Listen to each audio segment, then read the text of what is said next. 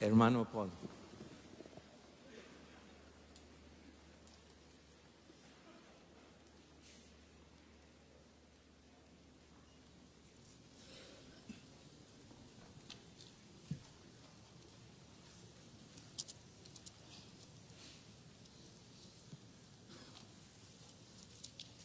Leamos en Romanos capítulo 3.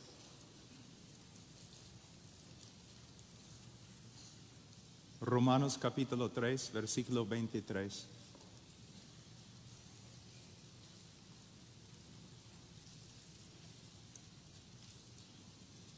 Por cuanto todos pecaron y no alcanzan la gloria de Dios, siendo justificados gratuitamente por su gracia por medio de la redención que es en Cristo Jesús, a quien Dios exigió públicamente como propiciación por su sangre a través de la fe, como demostración de su justicia, porque en su tolerancia Dios pasó por alto los pecados cometidos anteriormente, para demostrar en este tiempo su justicia, a fin de que Él sea justo y sea Él que justifica al que tiene fe en Jesús.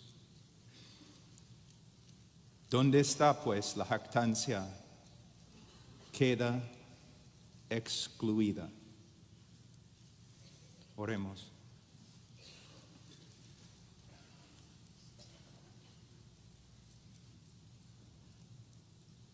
Padre, te damos gracias por este privilegio de estar en este lugar, el privilegio de predicar de tu palabra, el privilegio de predicar acerca de tu Hijo.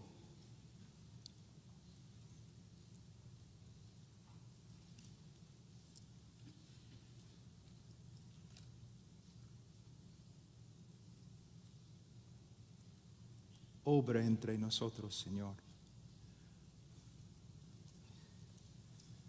Transfórmanos.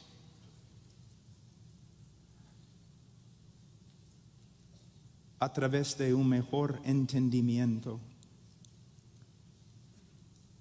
de lo que has hecho por nosotros en tu precioso Hijo.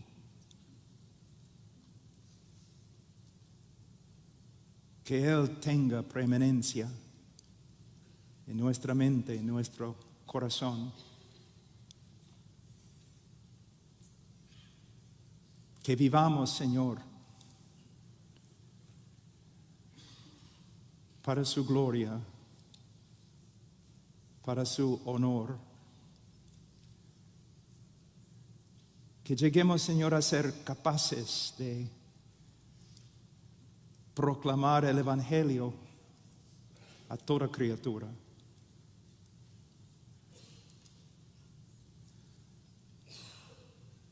Danos fuerza, Señor, para andar, correr de una manera digna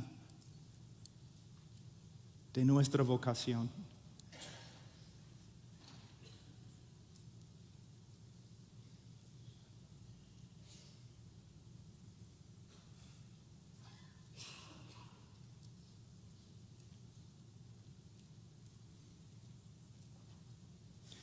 Ilumínanos, Señor, por el Espíritu Santo.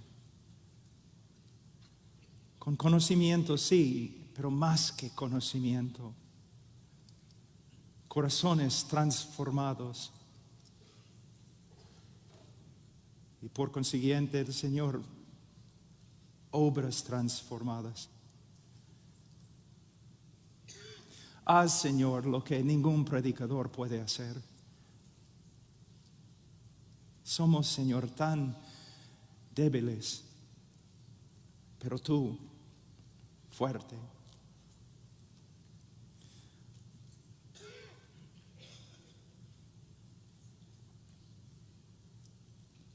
Prefiero, Señor, seguir orando, pero por fe dejaré de orar para predicar. En el nombre de tu Hijo. Amén. Hoy día me siento tan débil, no por causa de mi salud, sino por causa del tema, la justificación del pecador y la vindicación de la persona de Dios. A través de la historia, Dios ha demostrado misericordia hacia los hombres, pero su misericordia presenta un problema, el problema más grande en toda la Escritura. De hecho, toda la obra redentora, cada página de la Escritura tiene que ver con este problema. Y si uno estudia bien a los reformadores, aún los patriarcas de la iglesia, van a ver algo entre ellos y entre su proclamación que no se encuentra mucho en el día de hoy. Ellos se preocupaban bastante por un dilema. ¿Cómo podemos reconciliar la justicia, la santidad, la verdad de Dios con su amor, misericordia y gracia? Muchas veces cuando voy a testificar a una persona, la primera cosa que digo es, ¿sabe usted lo que es el problema más grande en toda la Escritura? Y me dicen, ¿qué? Si Dios es bueno, no te puede perdonar. Si Dios es justo, no puede pasar por alto tu pecado. En Romanos capítulo 3, Pablo nos muestra que es el dilema más grande en toda la Escritura. Es el problema filosófico, teológico más importante. Pero en el día de hoy, los predicadores no hablan mucho de este dilema. ¿Por qué?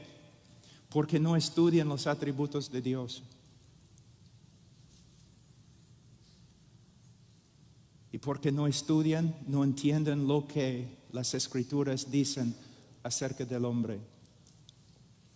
Pero un hombre que se dedica a conocer a Dios como se revela en las Escrituras, no solamente una parte, pero todo lo que la Biblia dice acerca de Dios. Y si el mismo hombre se dedica a entender lo que la Escritura dice acerca del hombre, entonces inmediatamente se presenta un problema tremendo. ¿Cómo puede un Dios tan santo, tan justo, pasar por alto, cubrir el pecado del hombre? No hay respuesta excepto en Calvario.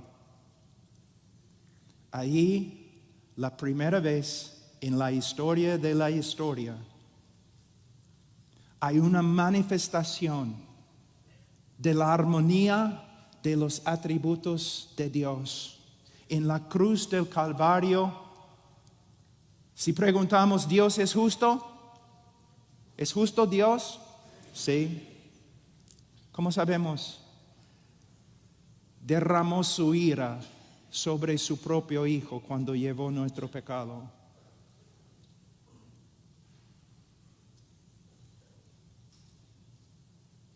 ¿Dios es amor? Sí. ¿Cómo sabemos? Su Hijo tomó el lugar del pecador y sufrió y murió en su lugar. El gran dilema. Hoy día vamos a hablar del gran dilema.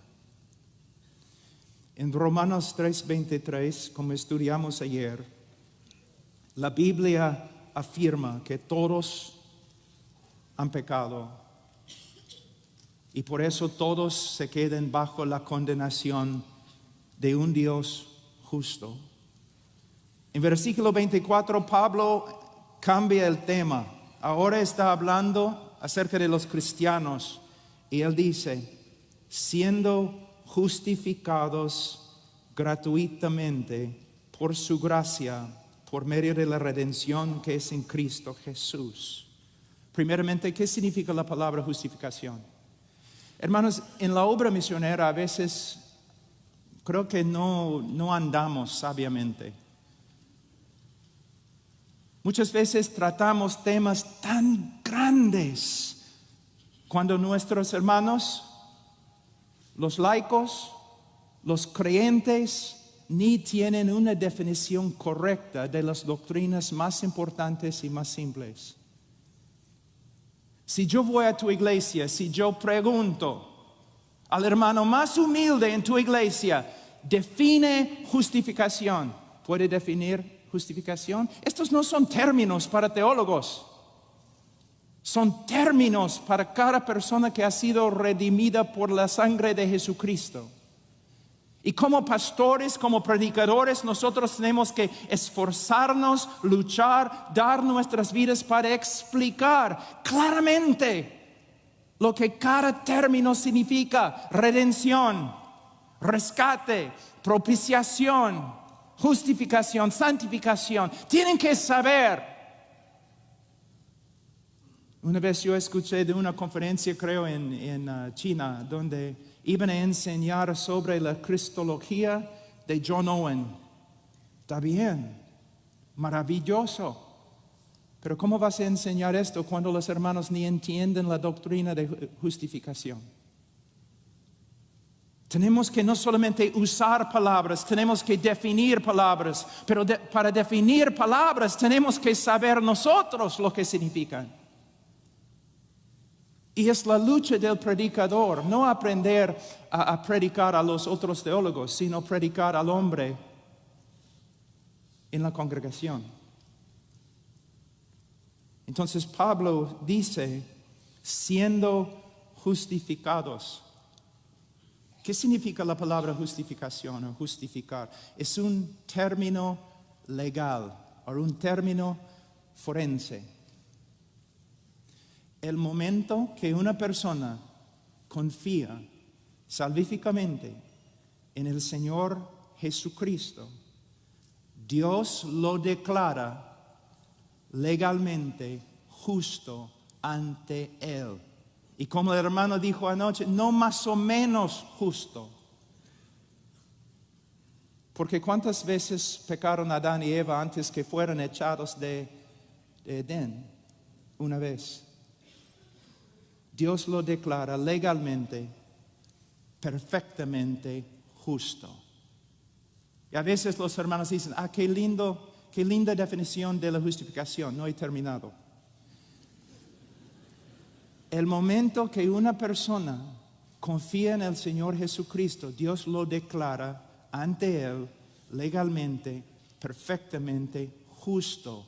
Y Dios lo trata como justo. Y esta es la gran confianza del creyente, que aun cuando Dios el Padre nos disciplina, no nos disciplina con ira, sino con amor.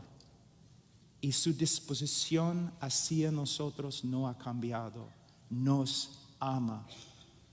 Porque nuestra posición ante Él es perfecta, porque se basa en la obra perfecta de nuestro Señor Jesucristo. Justificación.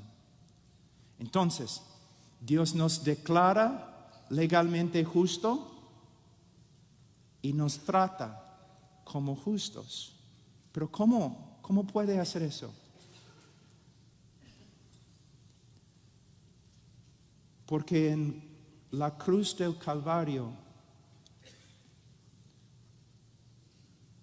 Dios imputó el pecado de su pueblo a su Hijo y lo declaró culpable y lo trató como culpable, aplastándole bajo su ira. ¿Pueden ver el intercambio?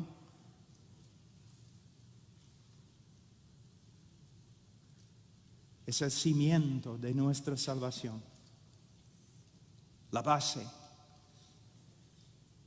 Y si la base no está bien, todo lo demás no está bien. Ahora, Pablo dice, siendo justificado gratuitamente por su gracia, por medio de la redención que es en Cristo Jesús. Justificados gratuitamente por su gracia. Pablo, por supuesto, está escribiendo en griego, pero Pablo era hebreo. Cuando un judío quiere enfatizar algo, repite, repite, repite, repite, repite. Amontona un término o una frase, uno sobre la otra, para enfatizar. Pablo está diciendo, básicamente, mira lo que está diciendo, siendo justificados gratuitamente por su gracia. Es casi una repetición. Salvación es un don, es un don, es un don, es un don, es un don. No de obras, no de obras, no de obras. Ahora, la palabra gratuitamente se traduce de una palabra en griego, dorean, que significa sin causa, gratuitamente, sin causa. En Juan capítulo 15, versículo 25, la misma palabra se usa, escucha. Pero esto sucedió para cumplir la palabra que está escrita en la ley de ellos, hablando del Mesías, sin causa me aborrecieron. Cristo nunca le dio a nadie causa para aborrecerle, nunca. Ni una razón le dio a nadie para que le aborreciere. De la misma forma, nosotros nunca hemos dado a Dios una causa para justificarnos. Solamente hemos dado a Dios una razón para condenarnos.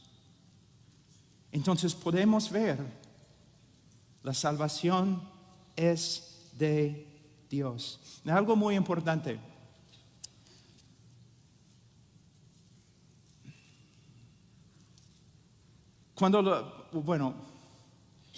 En el mundo, en el día de hoy, y a través de toda la historia del mundo, solamente existen dos religiones. Es muy importante entender eso.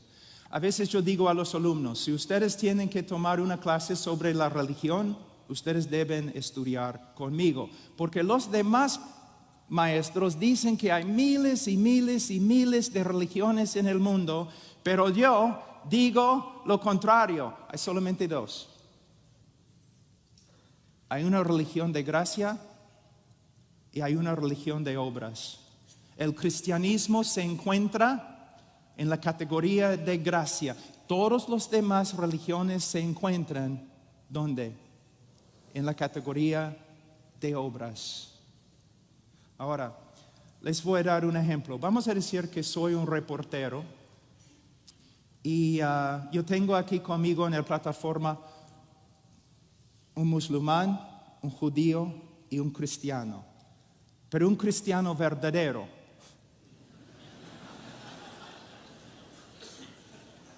Es un animal muy raro.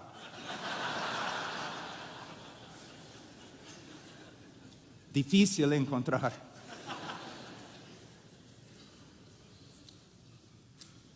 Pero cuando lo encuentras, lo sabes.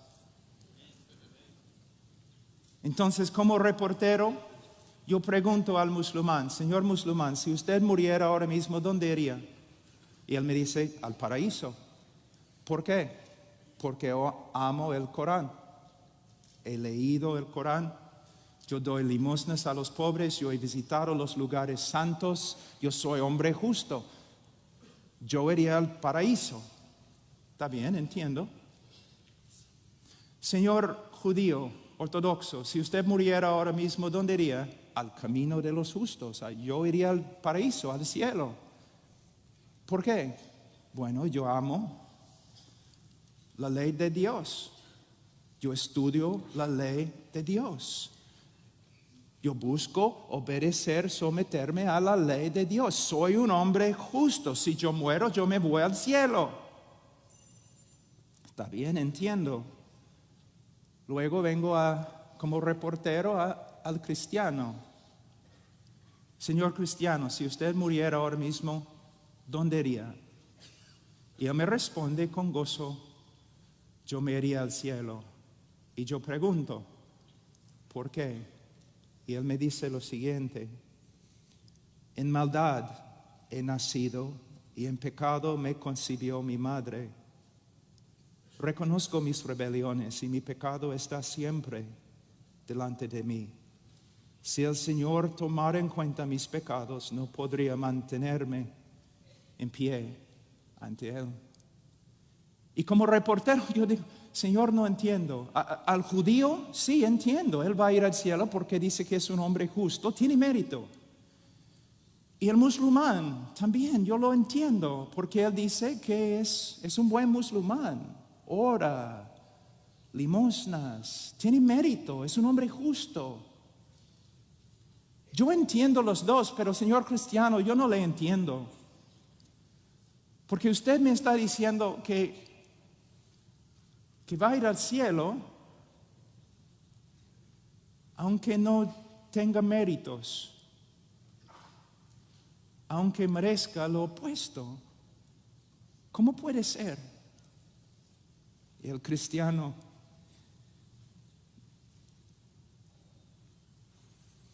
mira al reportero y dice, porque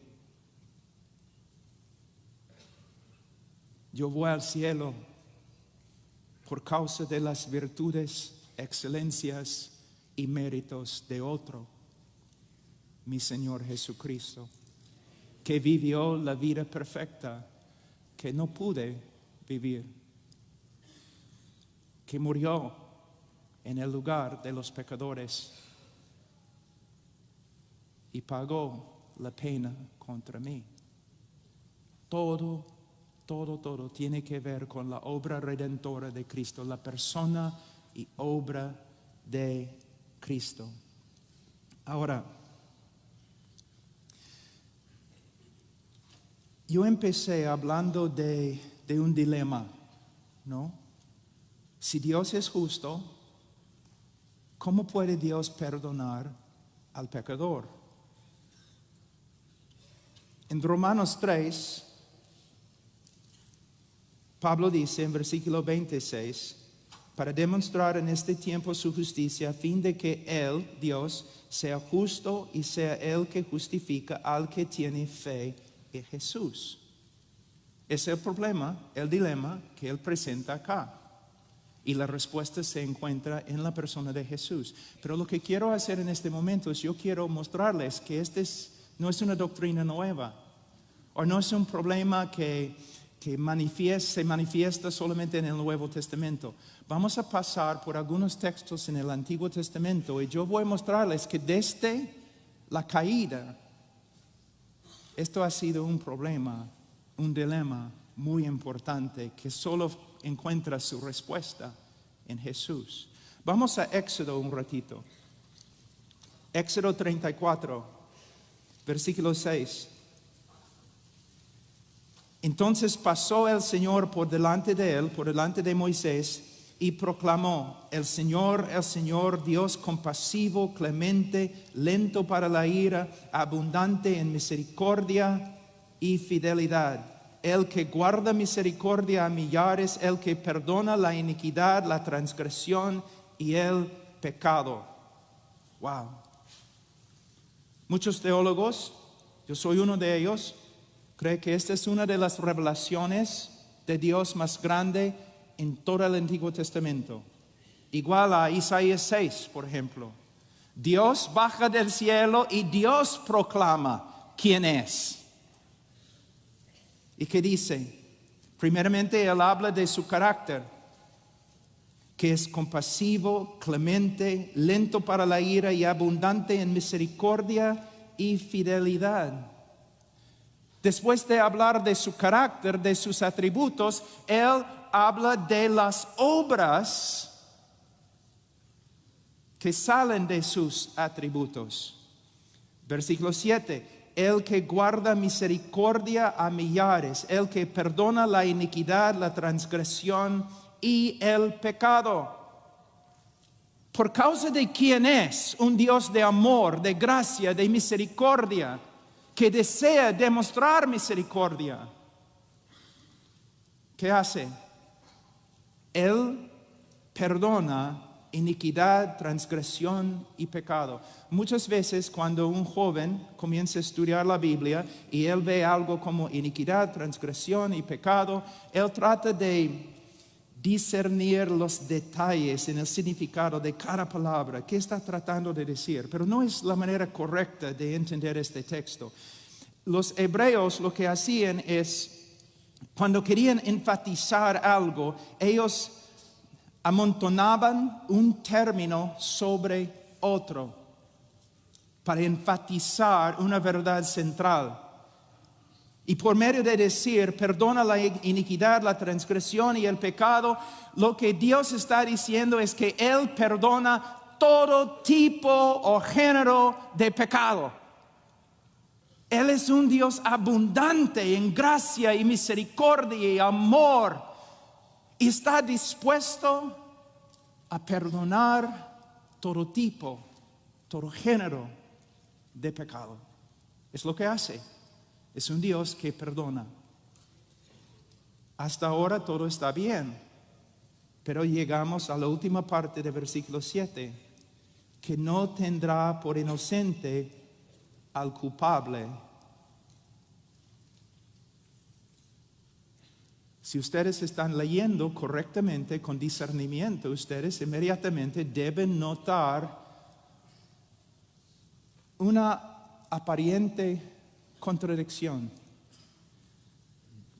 Dios se revela como el Dios que perdona todo tipo o género de pecado sin excepción, y a la vez el Dios que va a condenar y castigar todo tipo y género de pecado sin excepción. Dios perdona todos los pecados y Dios castiga todos los pecados. ¿Cómo puede ser? Parece imposible. Y es imposible hasta que entre el Señor Jesucristo y la cruz del Calvario.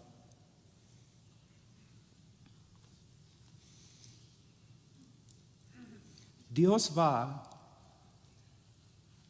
a castigar cada pecado que ha sido cometido desde la caída de Adán. No debes pensar que Dios no va a castigar tu pecado. Dios va a castigar todo pecado desde Adán. Los que creen en la obra redentora de Cristo,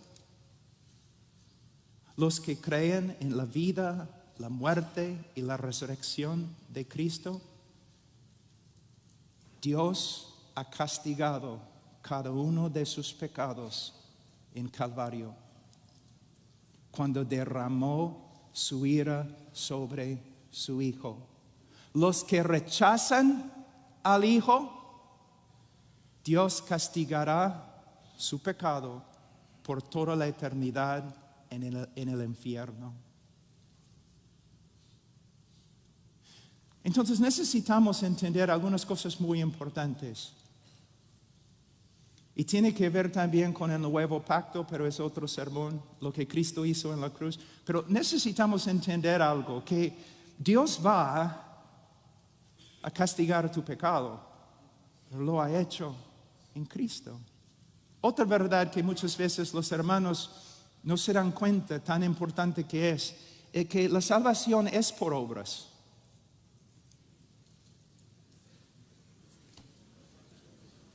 Ok, chao. No, la salvación es por obras. Hay un pacto. Hay demandas Para ser salvo, el hombre tiene que ser más que perdonado. Obras. Y de una forma nosotros somos salvos por medio de las obras, pero no por medio de nuestras obras, por medio de las obras de Jesucristo a favor de nosotros. Alguien tenía que cumplir las demandas. Con su vida perfecta, Él cumplió las demandas a favor de nosotros. Alguien tuvo que morir. Él tomó nuestro lugar y murió en nuestro lugar. Cristo hizo todo. Hay una hermanita en nuestra iglesia que es una cristiana. Tiene fruto y ella camina con el Señor. Ay, ya están riéndose y ustedes deben venir acá y predicar en inglés.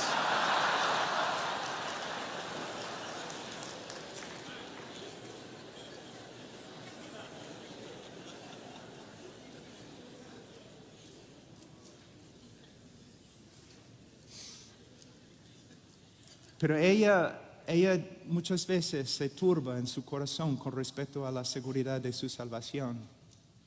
Y siempre cuando me siento con ella, yo le digo, hermanita,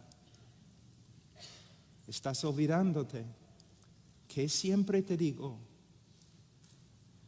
hay solamente un héroe en esta historia de redención. Él vivió la vida que no puedes vivir. Él murió la muerte que no puedes morir. Él hizo todo. ¿Ves? Ahora, vamos a Proverbios.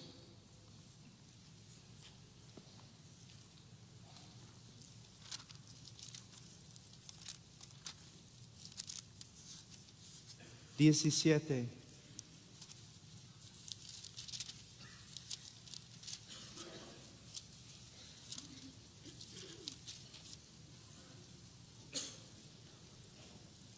El que justifica al impío y el que condena al justo, ambos son igualmente abominación al Señor. Ahora,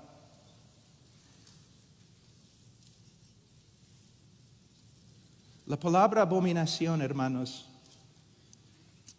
también puede ser traducida asqueroso, repugnante, ofensivo. Y aquí el dilema es evidente. ¿Cómo puede Dios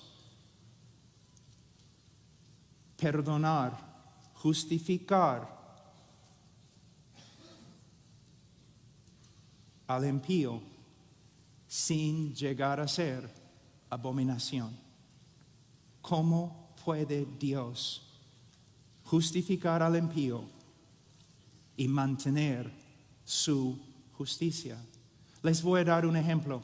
Vamos a decir que regreses a tu casa una noche y ahí en tu casa tú ves un asesino y ha matado a toda tu familia. Tiene la sangre de tus hijos en las manos. Lo tiras al suelo, lo atas, llamas a la policía lo lleva a la cárcel y después, como 2 meses después, él tiene que ir a la corte, a tribunal y pararse ante el juez. Y todo el pueblo está reunido en el salón para escuchar el veredicto. Tus amigos, tus familiares, todos están esperando ver justicia. Y el juez dice, soy un juez compasivo, misericordioso, lleno de amor, abundante en gracia.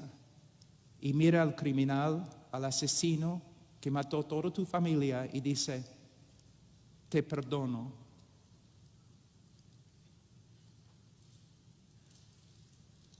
Y luego el juez y el asesino, los dos salen juntos como amigos para cenar. ¿Qué vas a hacer? ¿Cómo vas a responder? ¿Cómo va a responder el pueblo? Van a decir, ay, qué lindo. Tanta misericordia hemos visto hoy día. No. Van a clamar, demandamos justicia. Este juez no es digno, es un criminal, peor que los criminales que él perdona, porque un juez debe hacer justicia. El hombre es una abominación. Entonces, ¿cómo puede Dios justificar al pecador sin caer bajo las mismas acusaciones? De nuevo, la respuesta se encuentra en Calvario y lo que Cristo hizo en nuestro lugar. Es como si, vamos a decir, el juez en su justicia nos mira y nos condena. En su justicia nos condena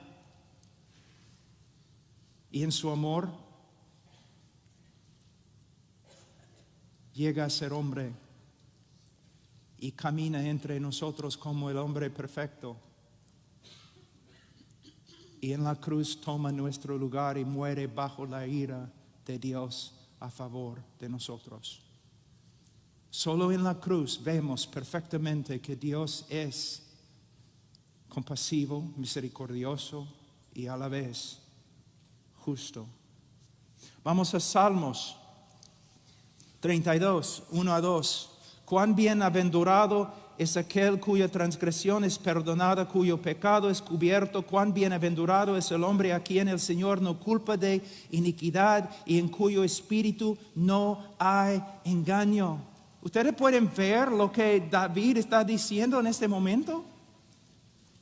En los Estados Unidos, en inglés, nosotros tenemos una frase que no se traduce bien, pero decimos, cuando un juez es muy, muy corrupto, nosotros decimos que él barra la tierra o esconde la tierra, la contaminación bajo la alfombra.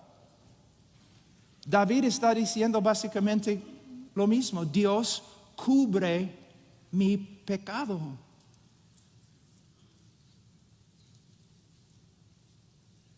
Dios no me inculpa de iniquidad. Pero un juez debe culpar a los malos.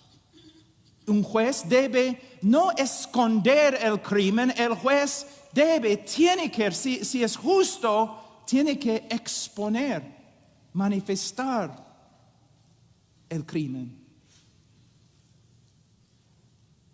¿Cómo puede Dios esconder el pecado o cubrir el pecado? De nuevo, mira Romanos 3.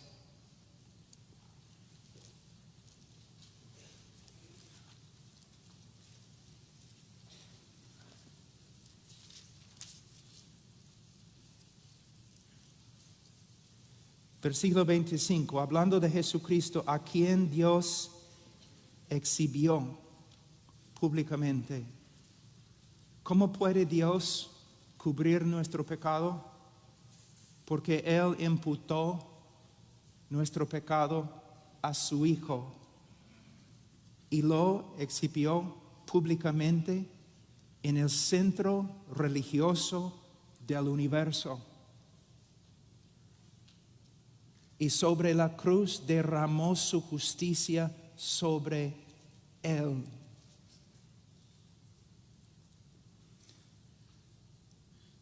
Tengo escrito acá, los que creen en Él ahora se regocijan que sus pecados han sido cubiertos para siempre, pero los que no creen en Él se avergonzarán en el día del juicio, porque sus pecados serán expuestos ante todos y para siempre.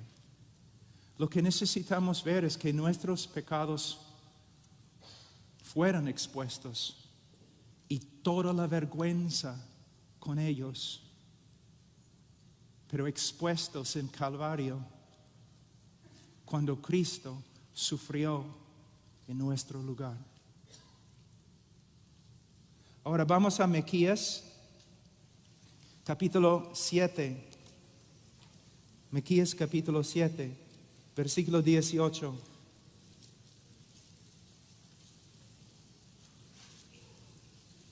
Es un texto muy parecido a lo que encontramos en el libro de Éxodos 34, Miqueas.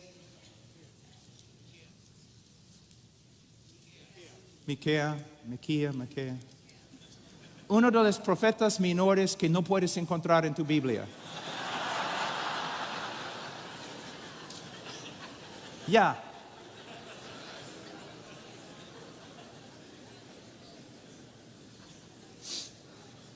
No puedo creer que ustedes se rieron de mí.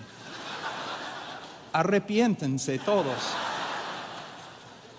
Con ayuno. No quiero ver nadie afuera comiendo durante almuerzo.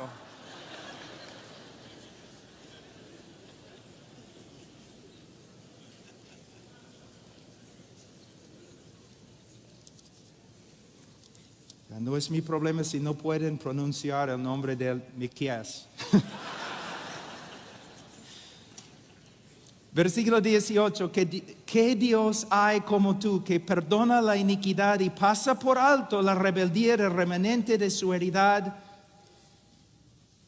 No persistirá en su ira para siempre, porque se complace en la misericordia. Volverá a compadecerse de nosotros, hollará nuestras iniquidades, sí, arrojarás a las profundidades del mar todos nuestros pecados. Versículo 19 se encuentra en muchos himnos, cánticos, que se cantan por todo el mundo. Y es correcto cantar estas palabras con alegría, pero yo creo que se demanda más que alegría, solemnidad. Y los que solamente pueden cantar estas palabras con alegría no entienden el texto. Cuando uno lee este texto piensa, ay, qué lindo, Dios no ha pisoteado nuestras iniquidades, así, ¡pum! O que Dios, no, Él ha agarrado nuestro pecado como una bola y lo ha tirado al mar. ¡Qué lindo! Vamos a cantar con alegría. Hermano, no entiendes el texto. No entiendes el texto.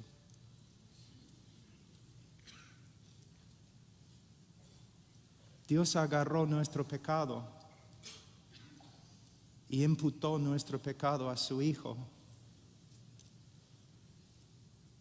y pisoteó su Hijo bajo su ira.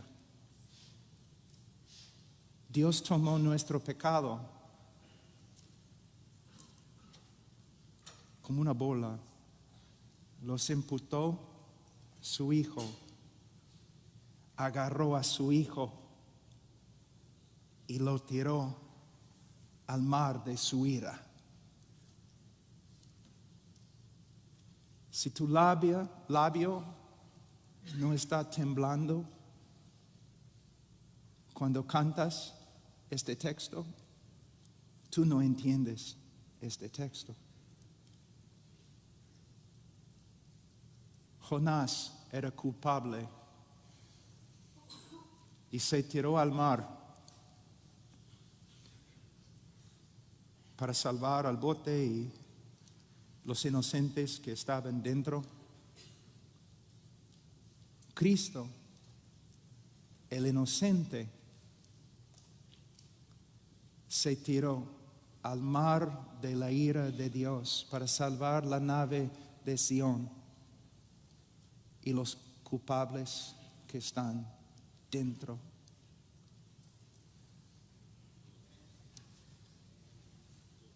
Cuando yo tenía como 27 años, algunos profesores, no, 24 años, algunos profesores me preguntaron, Pablo, ¿quieres estudiar tu PhD?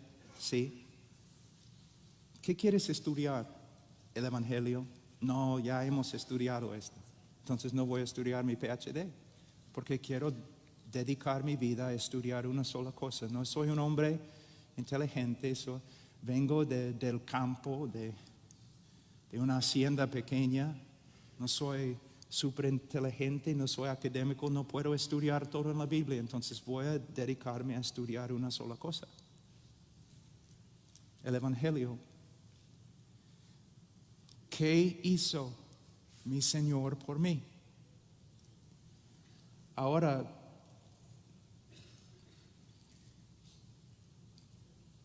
décadas han pasado. Muchas veces 3, 4, 5, 7, 8, 16 horas al día. Dios sabe que no estoy mintiendo. Yo no entiendo mucho acerca de la escatología, aunque probablemente debo saber más.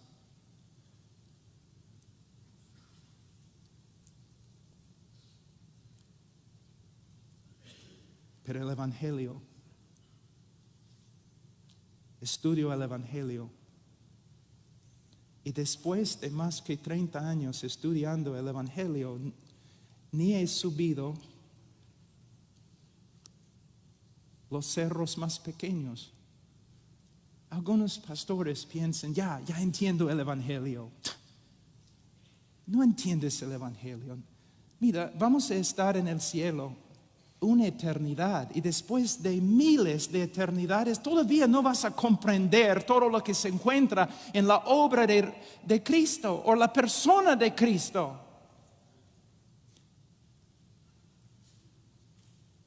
Cuando vemos lo que Él hizo en la cruz, cuando crecemos en nuestro conocimiento de verdad, la transacción, lo que sucedió ahí cuando murió, es absolutamente increíble. Varios, aún jóvenes, vienen a mí y dicen que falta motivación y no saben dónde sacar la energía y la fuerza para seguir adelante. Es porque no están estudiando lo que deben estudiar.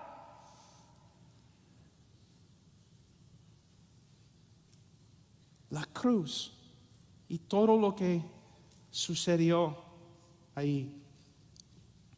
Ahora, vamos a volver un ratito a Romanos.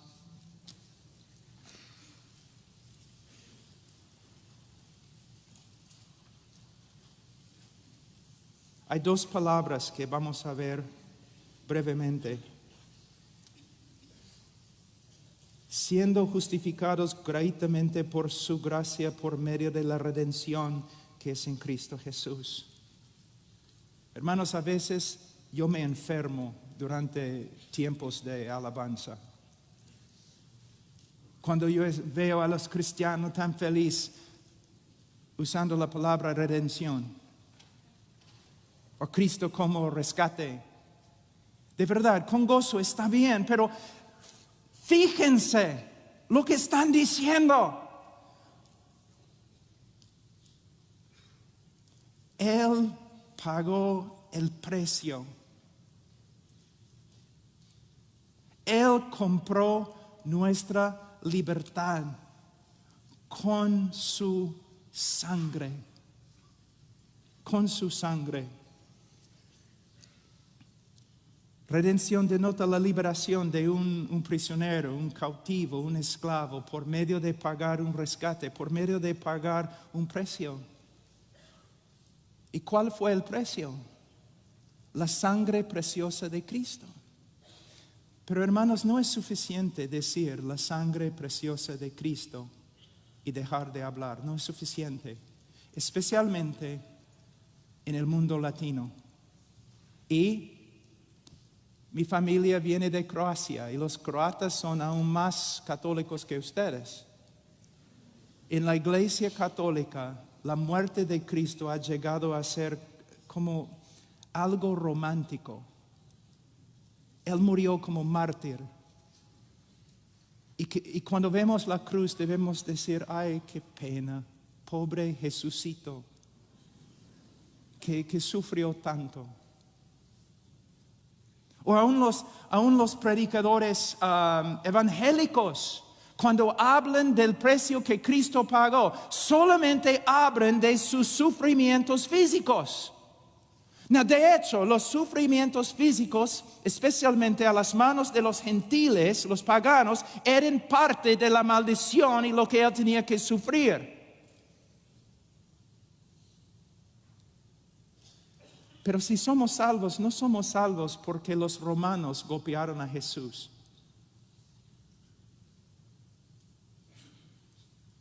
No somos salvos simplemente porque sufrió físicamente.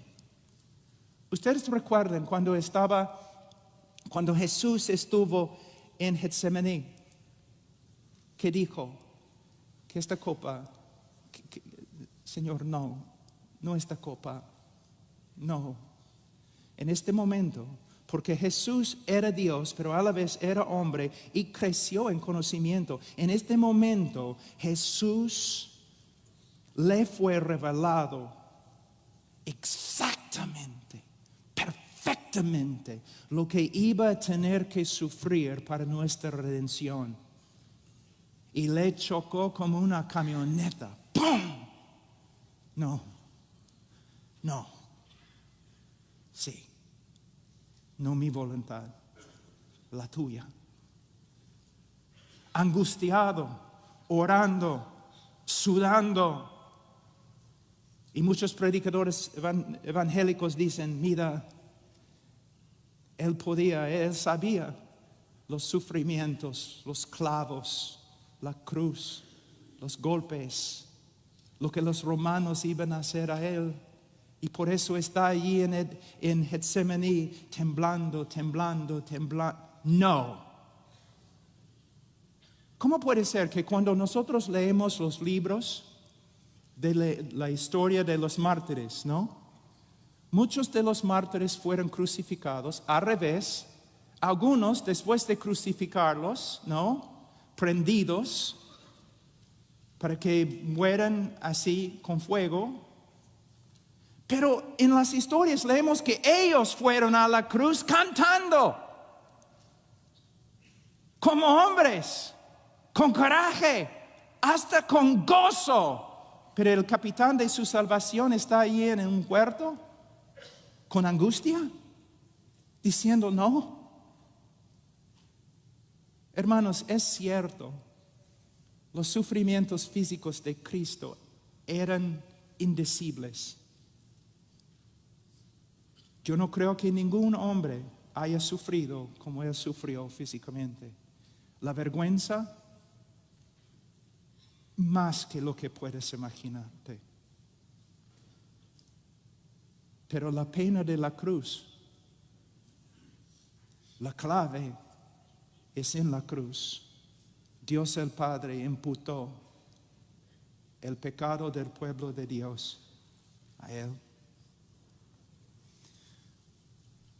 Y todo el odio divino,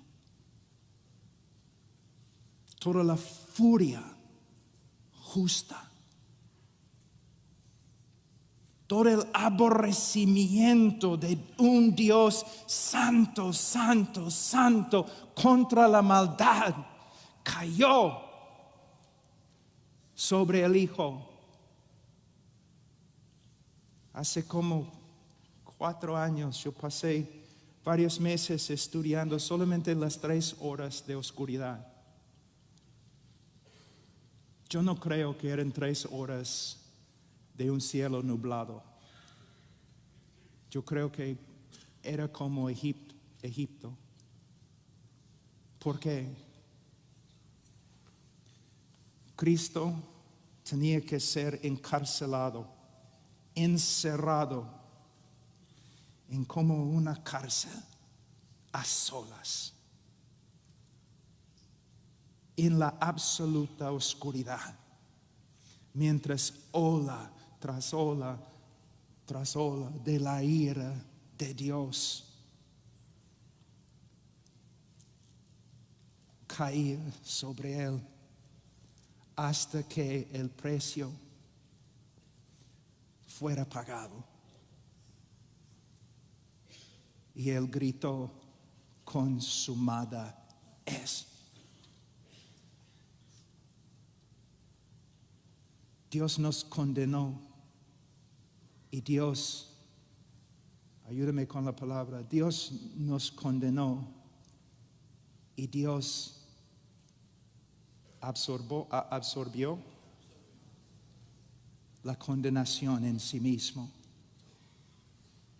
Dios derramó su castigo sobre nosotros y Dios, en la persona de Jesucristo, absorbió el castigo y la condenación.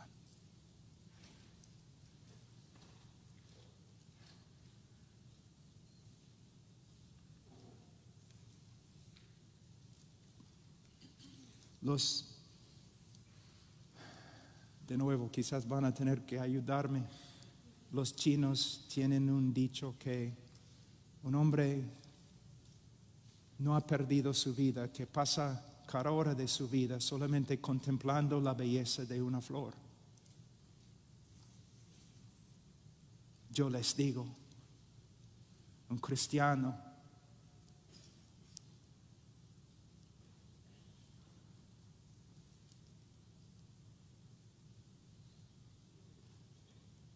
no ha malgastado su vida, habiendo dedicado su vida a simplemente contemplar la cruz del Calvario. ¿Por qué algunos hermanos y hermanas en la historia de la iglesia son tan excepcionales?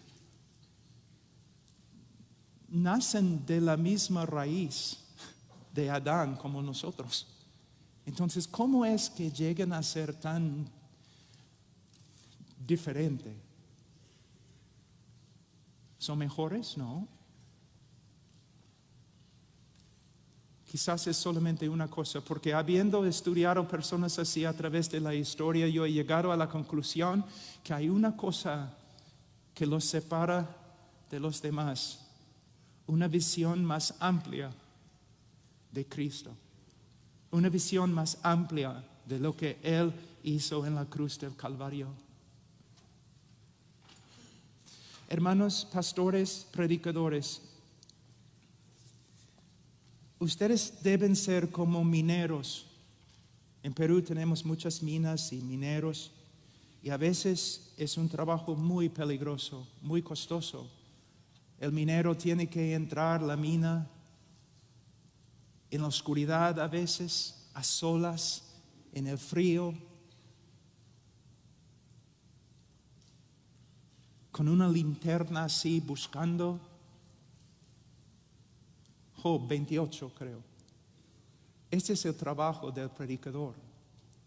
Ustedes se dan cuenta, mira, yo conozco hermanos en todas partes del mundo que aman al Señor más que yo. Son mecánicos y carpinteros y policía, y para sobrevivir y apoyar a su familia, ellos tienen que trabajar 16 horas al día solamente para poner comida en la mesa. 16 horas al día. Aunque son muy devotos, pastores, ellos no tienen tiempo para estudiar. Es nuestro privilegio y responsabilidad. La razón por la cual estudiamos esta Biblia no es para ser más inteligente que los demás predicadores en la conferencia. ¿Qué me importa? Estudiamos la Biblia como un minero que entra en la mina horas y horas y horas cada día para sacar a la luz joyas de Jesucristo y presentarlas a los hermanos que no pueden entrar en la mina. Es tu trabajo, haz tu trabajo.